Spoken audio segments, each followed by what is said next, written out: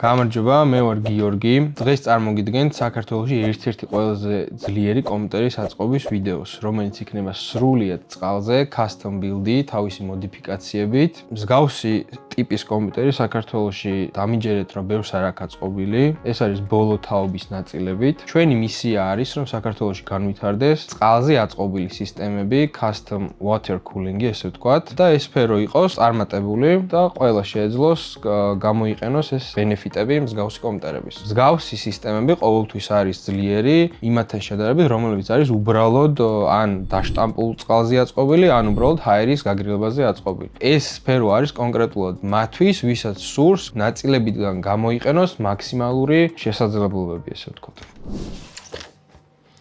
დღეს სისტემის აწყობას დავიწყებთ მე-14 თაობის აიცხრიდან, რომელსაც დავადელიდებთ. დელიდი არის ეგრეთ წოდებული ხუფის ახდის პროცესი, რომელიც არის საკმაოდ სარისკო, მაგრამ ამის შემდეგ მივიღებთ საკმაოდ დაბალ ტემპერატურებს, დაახლოებით 10-15 გრადუსით. შეგვიძლია დავაკლოთ პროცესორის ტემპერატურა მუშაობის დროს. პროცედურა არის შემდეგნაირი: ხელში მაქვს გამოწერილი ნაწილი EK water block-ისგან, რომელშიც მოვათავსებთ პროცესორს. ამ მეთოდით ჩვენ შეგვიძლია ავხადოთ ეს გაგრილების ხუფი. ანუ ის მეტალი, რომელიც პროცესორის კრისტალსა და გაგრილებას შორის არის მოთავსებული. ამის შემდეგ მივიღებთ უბრალოდ კრისტალს, რომელსაც გადავუსვავთ ეგრეთ წოდებულ თხევად მეტალს, ამას, და მივიღებთ საკმაოდ მაღალ თერმოგამტარობას. ალბათ ყველა მიცით, რომ მე-14 თაობის i9 ძალიან ცხელია და საჭიროებს შესაბამის გაგრილებას, მაგრამ შესაბამისი გაგრილებაც ხშირად არ არის ხოლმე საკმარისი. 14900KS-ზე Intel-მა დაუშვა ეს პროცესი, ანუ არალეგალურად აღარ ითვლება და გარანტია მაინც რჩება პროცესორს. როგორც ხედავთ, მოვათავსეთ უკვე პროცესორი სპეციალურ ფრეიმში. პროცესორი უნდა იყოს გაცხელებული დაახლოებით 70 გრადუსზე ღუმელში სპეციალურად, რათა არ მოხდეს მისი დაზიანება. შემდგომ ვატრიალებთ ხრახტს ერთ მხარეს, მერე ვხსნით. ანუ ამ დროს რკინა მოძრაობს ორი მიმართულებით. პროცესორის ამოღება გვჭირდება დაახლოებით 2-ჯერ ან 3-ჯერ შეიძლება. ეს არის ჩვენი პროცესორი მე-14 თაობის i9.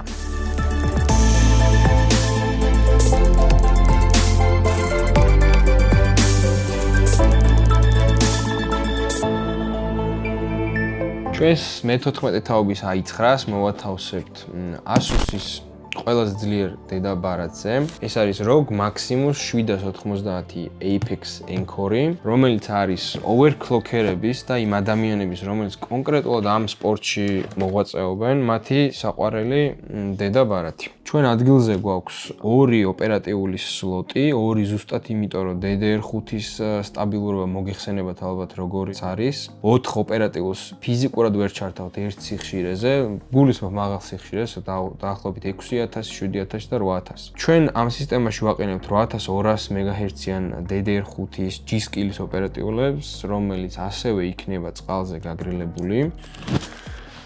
ეს არის ჩვენი EK Quantum Velocity 2, რომელიც არის ხუფახტილი პროცესორების გაგრილების ბლოკი.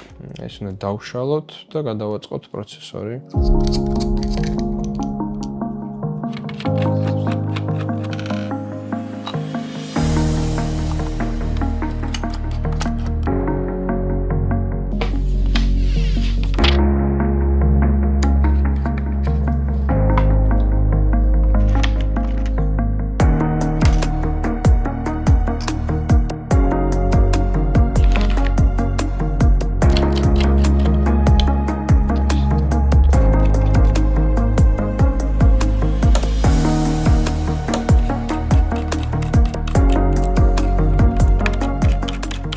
შემდეგი არის უკვე SSD-ები, ადგილზე გვაქვს კრუშალის T700 მოდელები, რომელიც არის ძალიან ჩქარი. თითო არის 2 ტერაბაიტი.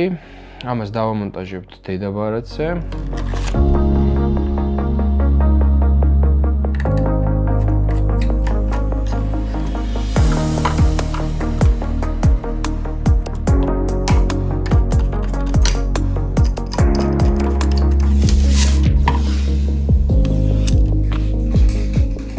დედაბარათის კომბოს აწყობის შემდეგ გადავინაცვლებთ ვიდეო ბარათის აწყობაზე, რომელიც ასევე იქნება წყალზე. ჩემგან მარჯვნივ არის EK water block-ის 4090-ის წყლის ბლოკი. ჩემგან მარცხნივ კი არის Asus-ის RTX 4090 24 GB-იანი, რომელიც არის ერთ-ერთი საუკეთესო მოდელი ამ სერიაში და დავიწყებთ დაშლას და გადაწყობას წყლის ბლოკზე.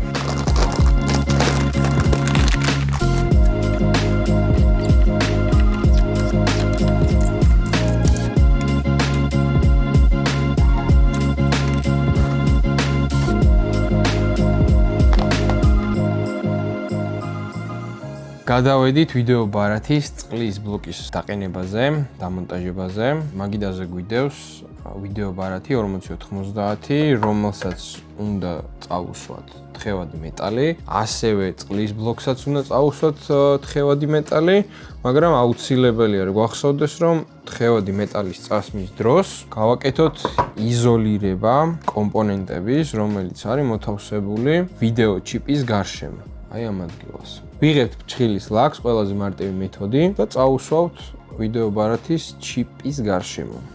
დაველოდებით გაშრობას და შემდეგ უკვე დავიწყებთ თხევადი მეტალის გამოყენებას. ვიდეო ბარათის ჩიპის იზოლირება მოვახდინეთ. წავუსვით ფრჩხილის ლაქი, ეგრეთ წოდებული მანიკური. შემდგომ გადავაკარით ეს მასალა. ეხლა ვიწყებთ პროცესორზე თხევადი მეტალის წასმას.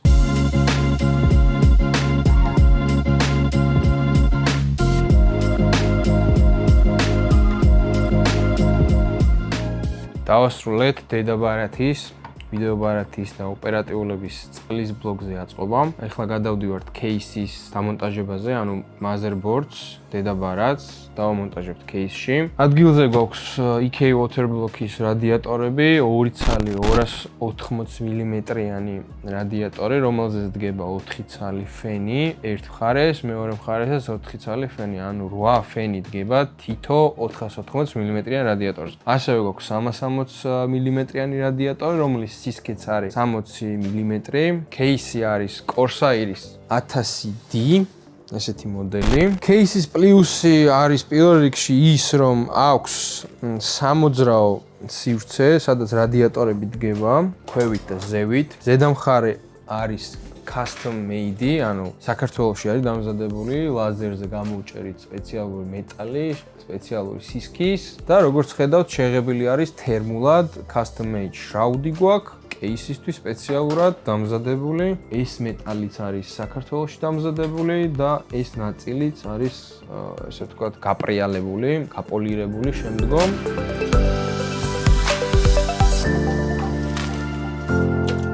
გადავდივართ Reservoir-ების დამონტაჟებაზე. ეს არის ნაწილი, სადაც გროვდება სითხე და შემდგომ ნაწილდება სისტემაში, აგრილებს მთლიანად კომპიუტერს. ესეთი ლამაზი შეხედულების Reservoir-ი გვაქვს. ესეც მეორე, ერთი დგება აი ამ ადგილას, მეორე დგება აქეთ.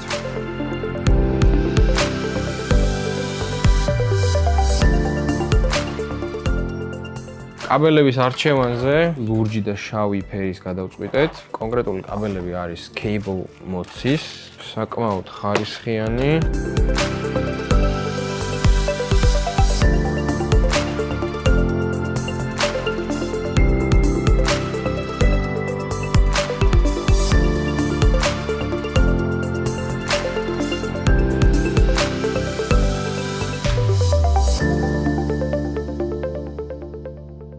კეისში დავამონტაჟეთ 2 წყლის პომპა, ცალ-ცალკე სისტემას ემსახურება. თითო პომპის კომბოში არის 2 ცალი D5 EK water block-ის პომპა, რომელიც ამოძრავებს წყალს. შესაბამისად, იქნება dual loop სისტემა მთლიანად წყალზე აწყობით. ესე ჩვენი ფიტინგები არის ტიტანიუმის ფერის, ძალიან თანამედროვე. მაგიდაზე მოცემული ფიტინგებიდან ჩვენ გამოვიყენებთ ამ სისტემისთვის აბსოლუტურად ყველა ფერს. ყველას აქვს თავისი დანიშნულება.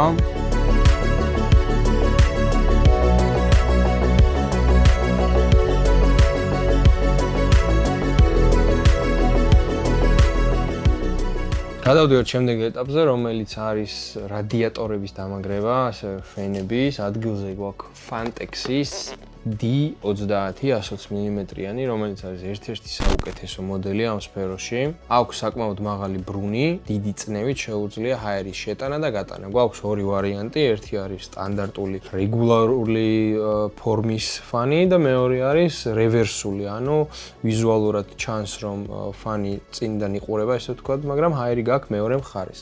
ფანს აქვს ესეთი ვიზუალი, არის თეთრი ფერის და ანათებს RGB ფერებში. ყველაზე კარგი რაც ამ ფანებს აქვს არის ის რომ ერთმანეთზე მაგდება daisy chain-ით, ანუ არ გვიწევს რამოდენიმე კაბელის გამოყენება, ეს ერთმანეთზე დამაგდება, გვერდით აქვს კონექტორები, გამყარდება ესე ვთქვათ და შემდეგ უკვე ანუ ერთი კაბელით იმუშავებს სამი ცალი ერთად, შემდგომ კიდე სამი ცალი ერთად, ანუ დაახლოებით დაგჭირდება სულ 6 კაბელი, მეტი არა. ეს არის EK waterblock-ის რადიატორი. სრული სპილენძი და ქვია Quantum surface, ანუ ტექნოლოგია არის გამოყენებული, სადაც უფრო მეტ ზედაპირს ფარავს. წყალი შედის აქიდან გააჩნი როგორ ავირჩევთ, ეს არის დამცლელი, საკმაოდ სქელი და საკმაოდ მძიმე რადიატორია. რადიატორის ხარისხი ძირითადად განისაზღვრება ხოლმე მის სიმძიმეში.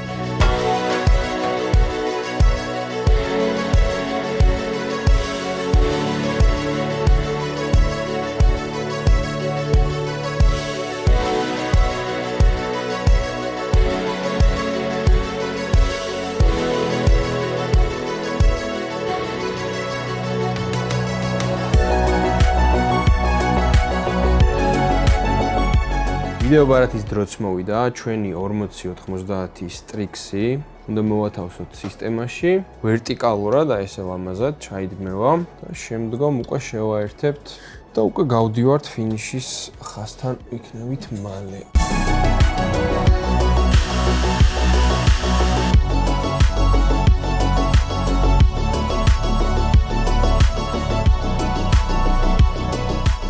ორგმინის მილების შემდეგ გადავინაცვლით დრეკად მილებზე, რომელსაც ხედავთ. ეს კონკრეტული გადაწყვეტილება მივიღეთ იმ საფუძველზე, რომ კონკრეტული რადიატორები გვინდა, რომ დავუშვათ 6 თვეში ერთხელ, 1 წელში ერთხელ დავასუფთავოთ, დავაჰაეროთ. ეს რომ უბრალოდ ორგმინის მილებზე გავიკეთებინა, ფიზიკურად ვერ გავწევდით და ვერ გამოვწევდით ესე, ანუ არ გვიქნებოდა საშუალება იმისი, რომ ემოძრავა რადიატორებს. ესე იგი გადავედით შრაუდის დაყენების ეტაპზე. ეს არის ნაწილი, რომელიც ფარავს კვების ბლოკს.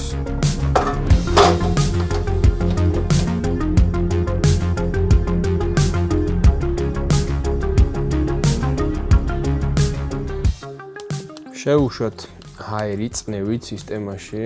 მანომეტრი გვიჩვენებს, რომ ჯერჯერობით ყვითელ ზონაში ვართ, აი მწვანეზე როდესაც გადავალთ, უკვე უნდა შეინარჩუნოს სტაბილურად ერთი და იგივე მაჩვენებელი. აი უკვე გართულ და უკვე აღარ შედის, ანუ გავსებულია მთლიანად სისტემა ჰაერი. ეხლა თუ ეს ჩქარა ჩამოვიდა ნულამდე, ესე იგი იმას ნიშნავს, რომ აპარებს სისტემაში წყალი, რაც ძალიან საეჭვო იქნება, იმიტომ რომ კარგად ავაწყეთ ყველაფერი, ყველა ფიტინგი, ყველა რეზინა უმაღლეს დონეზე გადაუჭირეთ. არ იკლებს, არის სტაბილურად, უკვე დაახლოებით 1 წუთი ერთი და იგივეზე დგას. შეგვიძლია დავიწყოთ სითხით ავსება.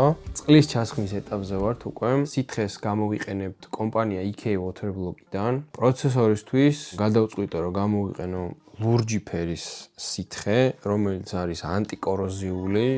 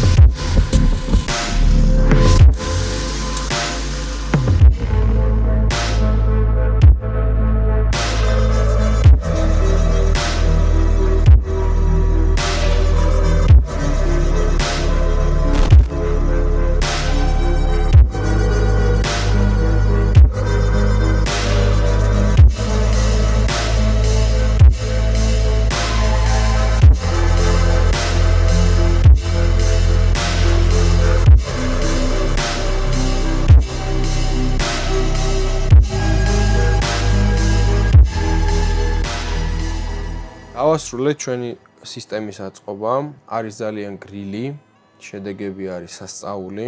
ამ მომენტში გავატარებთ ბენჩმარკებს, სინთეტიკურ ბენჩმარკებს, ქულებისთვის, რომელიც აიტვირთება HW bot-ზე, რომელიც არის საერთაშორისო საიტი overclockerებისთვის და იმ ადამიანებისთვის, რომლებსაც უყვართ უბრალოდ თავიანთი რეზულტატების გასაჯაროება. ასევე გავატარებთ ბენჩმარკებს უახლოეს თამაშებზე. ნახავთ, რამდენი ექნება FPS-ი. ვიდეო დაიდება ისეთ ფორმატში, რომ ნახოთ, დავუშვათ სტოქსი ხშირეებზე როგორი FPS-ები ექნება. და მეორე ეკრანის მხარეს იქნება ის FPS-ები, რომელიც კონკრეტულად ამ კომპიუტერს დაბუსტულ მომენტში აქვს. Hydro PC Georgia მომავალშიც შემოგთავაზებთ მსგავსი ტიპის სისტემების აწყობის ვიდეოს. ჩვენ გვაქვს სერვისი, ვისაც გექნებათ სურვილი, აგიწყობთ მსგავსი სიმძლავრის კომპიუტერს, რომელიც გამოიყენება როგორც გეიმინგში, ასევე რენდერინგში, ასევე 3D მოდელირებაში, მოკლედ ყველა სჭირდება, ვისაც უნდა მაღალი შედეგის მიღება. ნაკლებ დროში შეუძლია ადამიანს დაარენდეროს ვიდეო, მეტი FPS-ი მიიღოს გეიმერმა და ასე შემდეგ. მადლობას მოგახსენებთ ყურადღებისთვის. იმედია მოგეწონებათ ეს ვიდეო. ჯანსაღ კრიტიკას რა თქმა უნდა მივიღებ. თუ რამე გაქვთ რჩევის სახით შეგიძლიათ კომენტარებში დაწეროთ. ჩვენ შეგვიძლიათ დაგვიკონტაქტოთ როგორც Instagram-ზე, ასევე Facebook-ზე, YouTube-ზე და TikTok-ზე. ნახვამდის.